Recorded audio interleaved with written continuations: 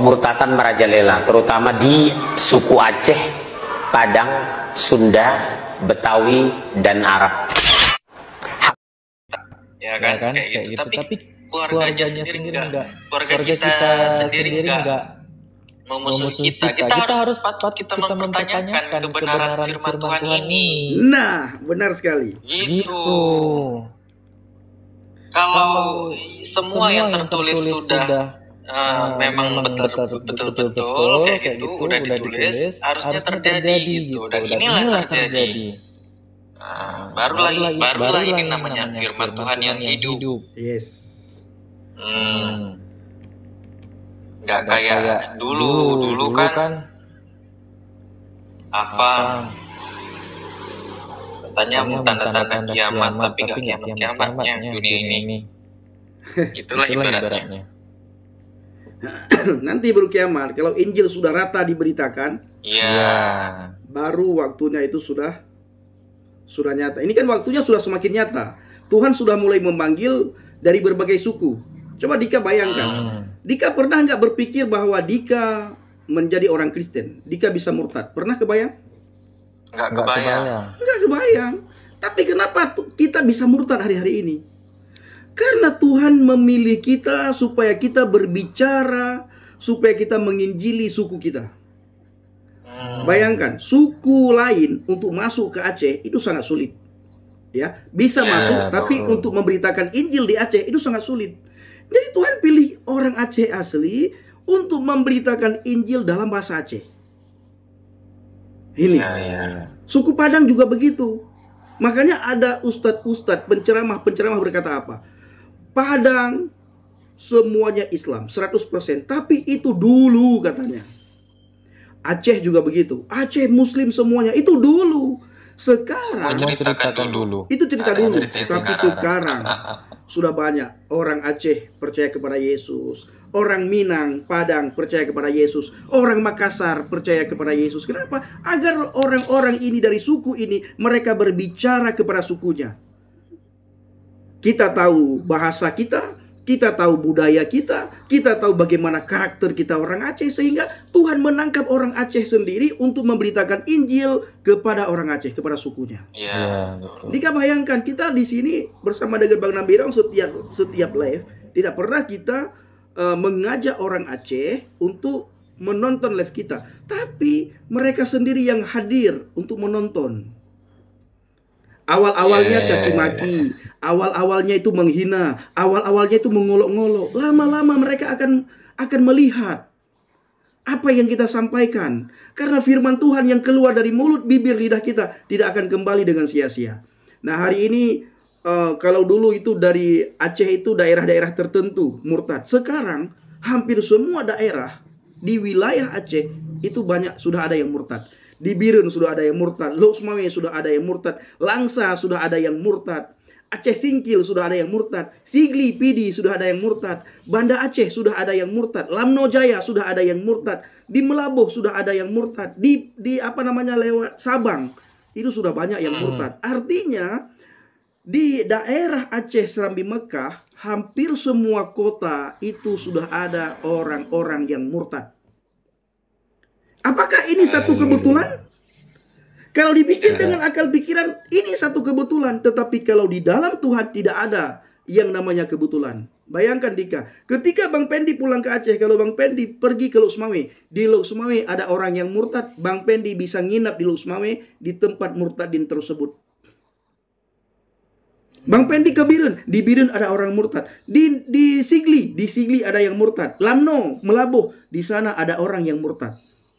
Sehingga komunikasi dengan orang-orang di sekitar sana bisa lewat orang-orang yang sudah murtad tersebut.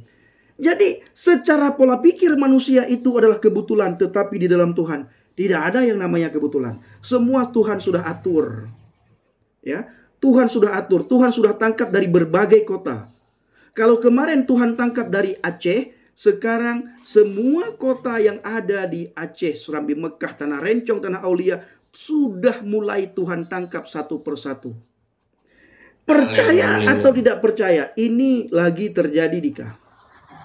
Ya, apalagi kita setiap saat berdoa. Bagaimana Aceh bertobat, bagaimana terjadi pemulihan, bagaimana banyak orang yang terima Yesus di sana, bagaimana orang terima Injil di sana. Tuhan pakai siapa? Dulu Tuhan kirim orang Batak untuk melakukan penginjilan di Aceh. Berhasil? Tidak berhasil. Tuhan kirimkan orang Chinese ke sana untuk memberitakan Injil. Lebih-lebih lagi nggak berhasil karena langsung ketahuan. Tuhan kirimkan orang Jawa, misionaris, penginjil dari suku Jawa untuk ke Aceh. Berhasil? Sulit. Kenapa? Dari segi bahasa, dari segi budaya, dari segi face, bentuk wajah, segala macam, sulit sekali. Akhirnya Tuhan tangkap orang Aceh sendiri, menjadi penginjil, dikirim, diutus ke Aceh. Makanya kita di ini ditetapkan oleh Tuhan untuk pergi memberitakan Injil. Kita pergi kepada suku kita. Kita tidak bisa pergi langsung. Pergunakan media sosial, di mana suara kita didengar oleh ribuan orang Aceh. Didengar oleh ribuan orang Aceh. Disaksikan oleh ribuan mata orang Aceh. Bayangkan, yang caci maki kita di sini siapa? Dika kan sering bilang sama Bang Pendi, saya Bang Pendi lebih suka dicaci maki sama orang Aceh. Dika kan sering bilang itu. Nah, ini saatnya Dika dicaci maki. Tanggapan Dika tentang hal ini bagaimana? Apakah Dika mundur? Dulunya hanya yang mencaci maki Dika orang lain. Sekarang yang mencaci maki Dika adalah keluarga Dika sendiri. Bagaimana cara Dika menghadapi dari keluarga? Sulit. Tetapi di dalam Tuhan itu tidak ada yang sulit. Apalagi kita mengedepankan kasih.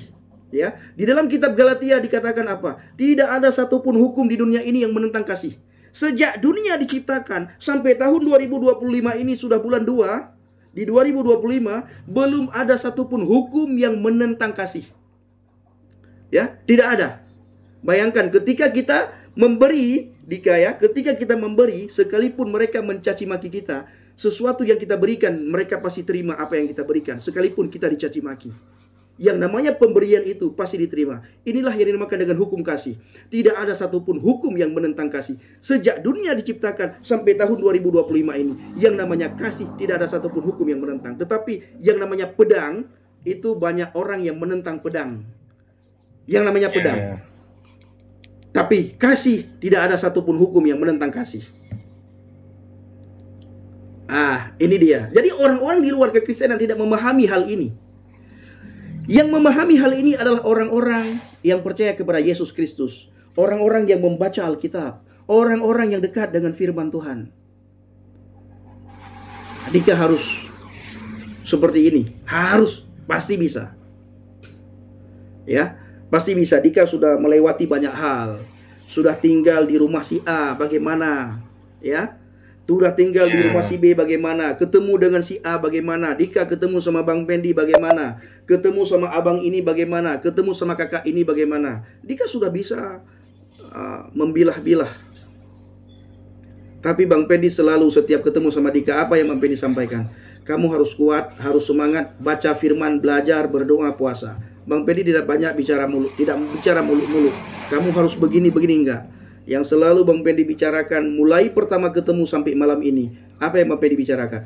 Dika perbanyak baca Alkitab, berdoa, puasa, baca Alkitab, doa, puasa. Artinya Dika harus belajar sungguh-sungguh agar Dika menjadi orang yang PNS, ya, pegawai negeri surga. Sehingga bisa aku kabarkan Injil keselamatan. Ya kan?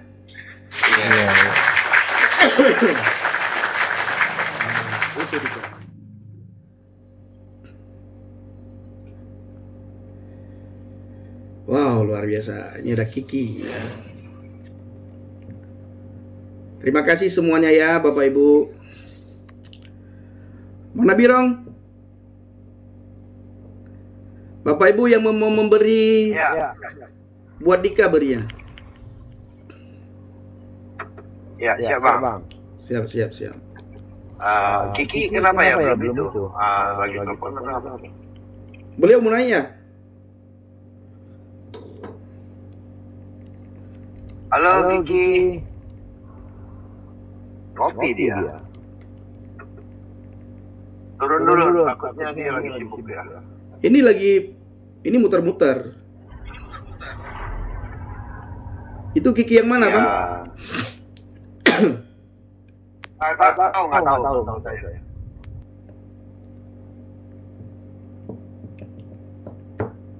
Makasih Kak Arud dan semuanya, terima kasih ya. Itu Dika, silakan Dika.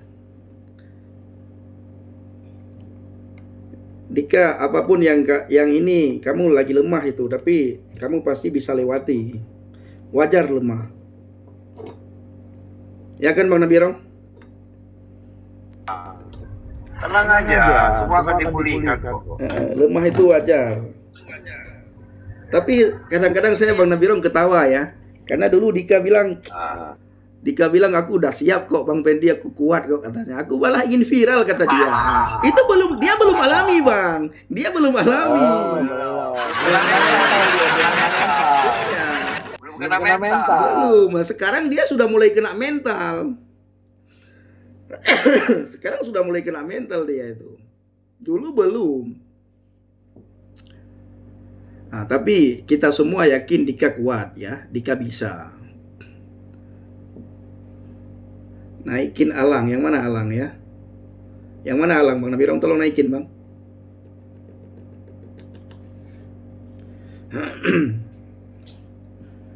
Kuat Dika. Dika pasti kuat. Amin amin. Nggak ada Alang. Oh nggak ada ya. Ya Bapak Ibu ya. Bawa Dika dalam doa ya. Nah, Bang Nabirong tadi lihat Bang ya, ketika saya buat judul tadi Bang. Sudah bisa lagi. Apa Bang? Oh enggak.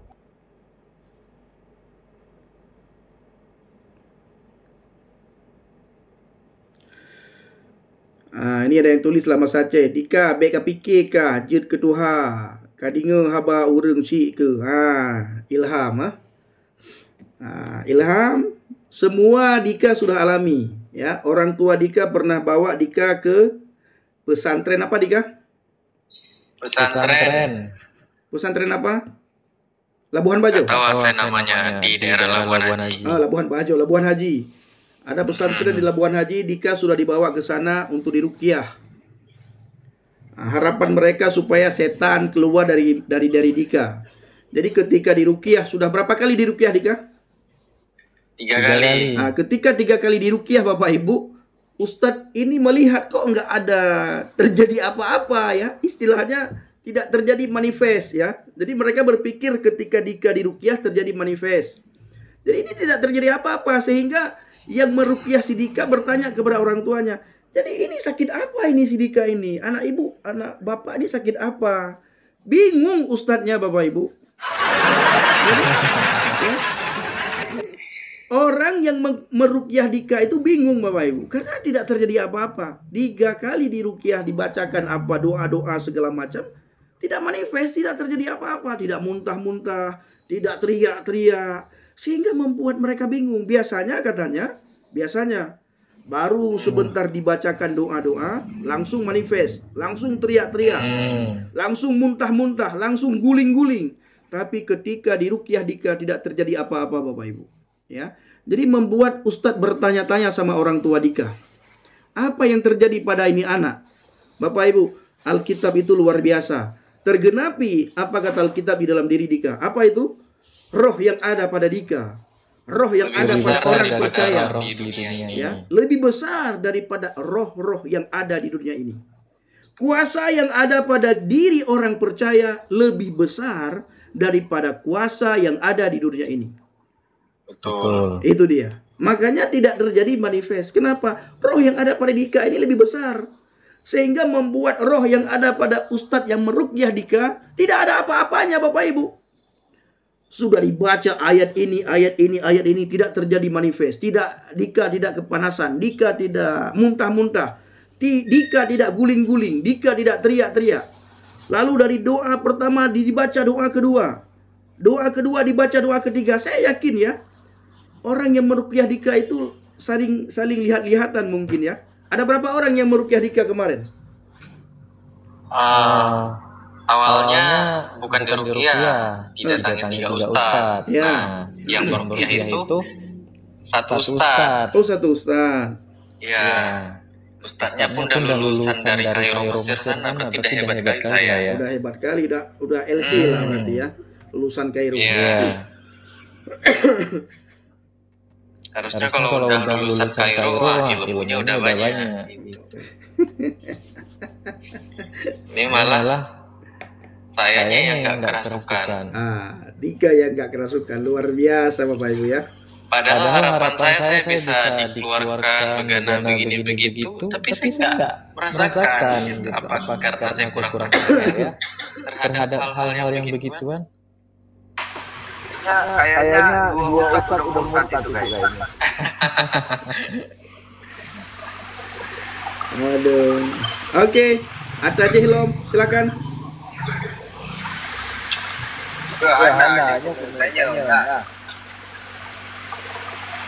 Ini yang juga gajinya mau.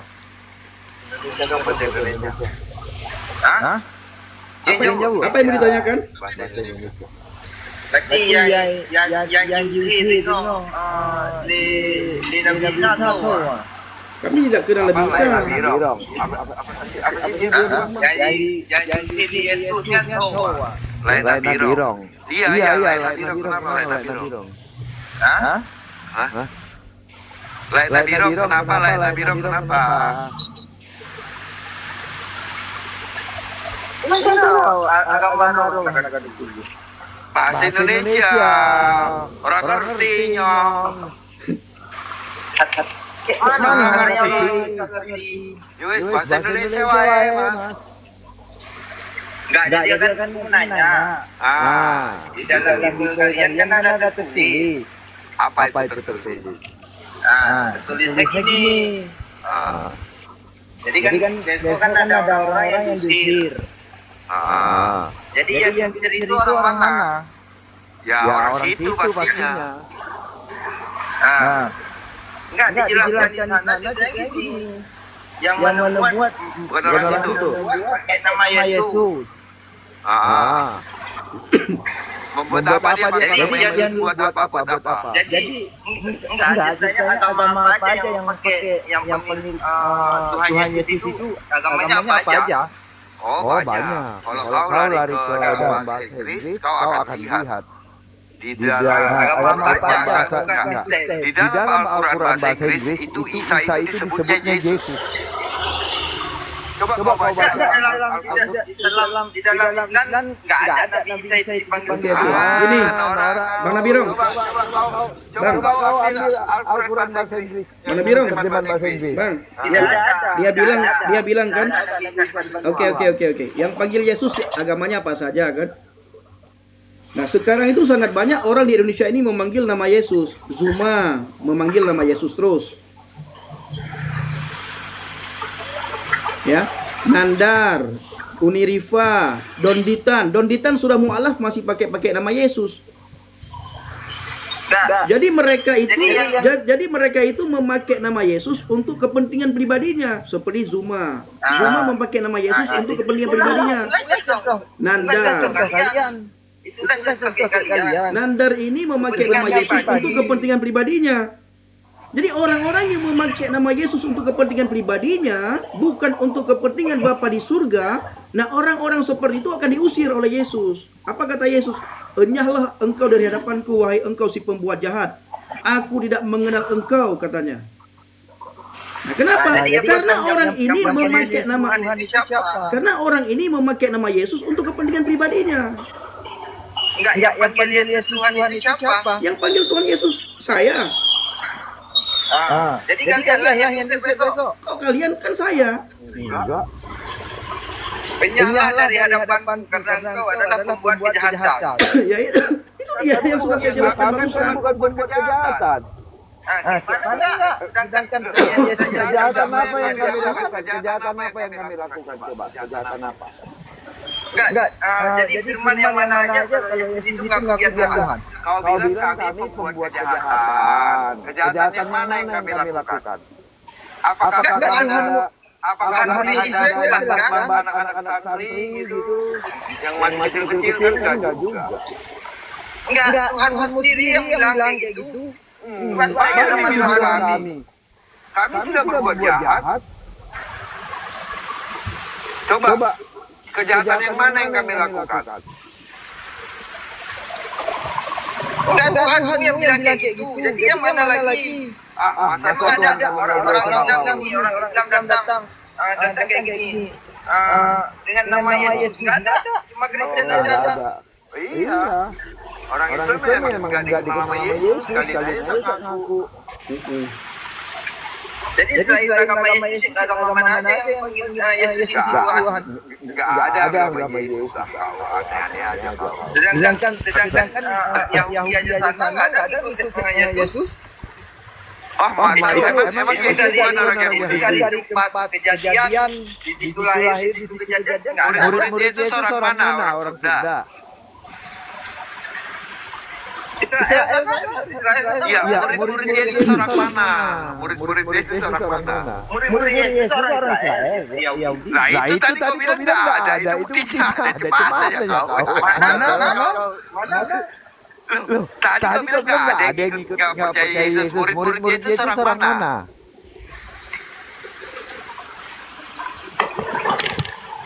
Enggak, jadi gini aja Jangan kau bilang tadi enggak ada yang percaya orang Israel, orang Yahudi. Ku tanya murid Yesus orang mana? Begitu aja udah mentret kau. Enggak, jadi kan pertanyaan pasal tadi. Yang diusir sama Yesus itu siapa? Tadi sudah dijawab. Coba kamu bilang dulu kejahatan apa yang kami lakukan. Coba tanya kembali, Bang. Nanya kembali, Bang. Kau bilang katanya kami melakukan kejahatan apa yang kami lakukan? Itu yang Tuhan tuliskan. Jadi apa yang ada? Iya, itu kan untuk orang yang melakukan kejahatan, bukan semua orang melakukan. Siapa yang melakukan kejahatan? Perasaan tidak ada orang melakukan yang melakukan kejahatan yang seperti apa? Coba aku tanya lagi.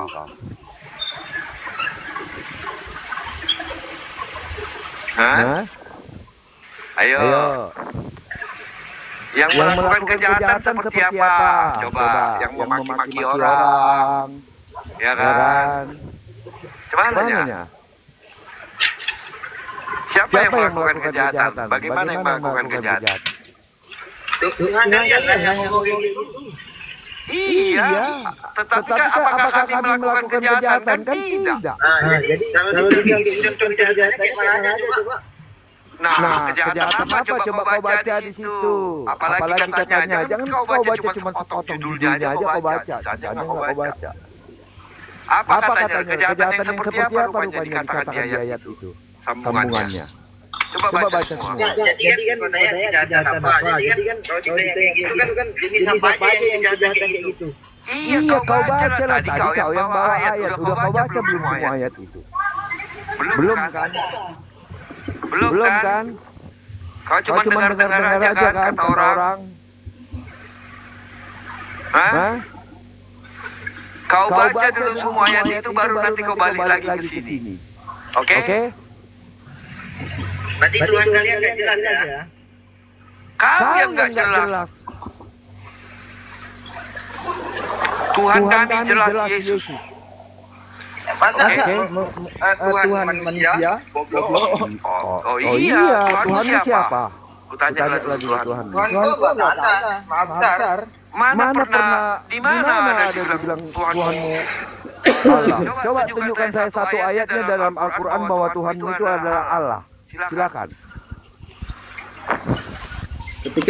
Ketika nggak bisa jawab, goblok-goblokin orang.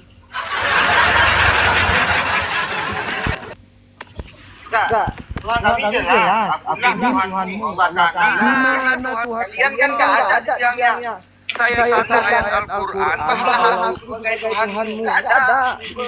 tunjukkan saya satu ayat Al-Quran yang Allah bilang aku adalah Allah. Yang ada itu iblis yang bangkit dari hari ketiga. Coba. Sembahlah aku, silakan. Ayat 1 ayat Al-Quran, coba tunjukkan saya satu kalau ada. Ada nggak? Apanya? Tunjukkan saya satu ayat kalau Allah pernah bilang, aku adalah Allah gembalaku.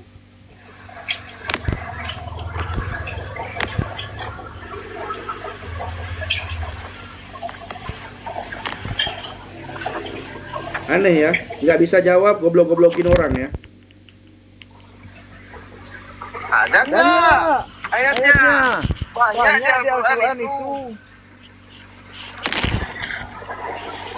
Surat Toha 14 kan ada juga. Surat Toha 14 baca apa katanya di situ? Bukan aku adalah Allah di situ. Aku adalah aku, bukan Allah. Cuma adanya kau nggak bisa baca kau. Jadi aku itu siapa? Jadi aku itu siapa? Adalah aku katanya kepada siapa? Kepada Musa. Maksudnya adalah siapa? Sebentar, itu dicolong dari Alkitab kami, surat Keluaran 3 ayat 14-15. Dicolong. Jadi yang colong yang siapa? Kalian lah. Dari mana? Contohnya Dari mana kau dapat Musa? Tanyalah dulu, dari mana kau dapat Musa? itu kan para nabi yang diutuskan oleh Allah. Tidak pernah nabi-nabi mengaku Tuhannya Allah. Tidak pernah. Tunjukkan saya satu. Kalau ada nabi yang pernah mengaku Tuhannya Allah selain di Al-Quran. Ya namanya juga Al-Quran itu kitab Islam. Iya, bikinan Islam. Bukan Tuhan yang sebenarnya. Musa tidak pernah mengenal yang namanya Allah. Mana ya kau?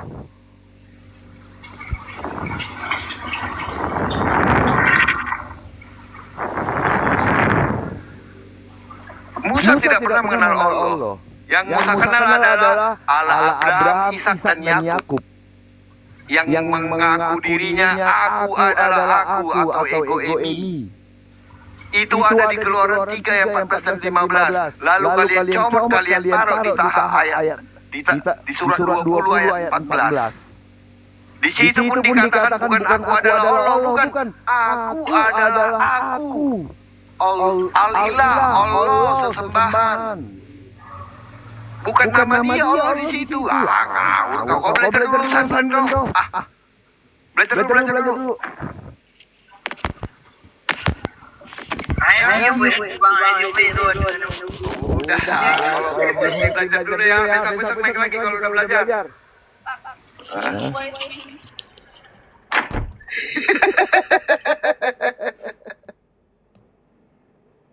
Aneh ya. Kutip satu ayat lalu dipaksakan harus kita ikuti gaya pikirannya ya. Aneh sekali. Satu ayat yang dia kutip. Ketika kita tanya balik, lari lagi. Harusnya tuntaskan dulu apa yang menjadi pertanyaan dia tadi kan. Ini enggak.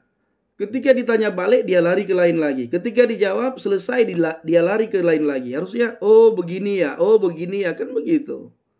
Nah inilah ya. Dia berniat untuk menyerang. Iya. Ketika dibalikan sama dia, di mana Allah mengaku dirinya adalah Allah? Tidak ada. Kalau orang bilang tahap 14 suruh baca ulang. Yang benar kau bacanya bilang. Dan ayat itu adalah ketika Allah berbicara kepada Musa yang dikatakan dalam Keluaran 3:14, aku adalah aku, inani anna, bukan inani Allah. Ngawur kalian. Belajar dulu kalian pesantren. Baru datang ke sini. Ini guru pesantren semua nih. Aduh.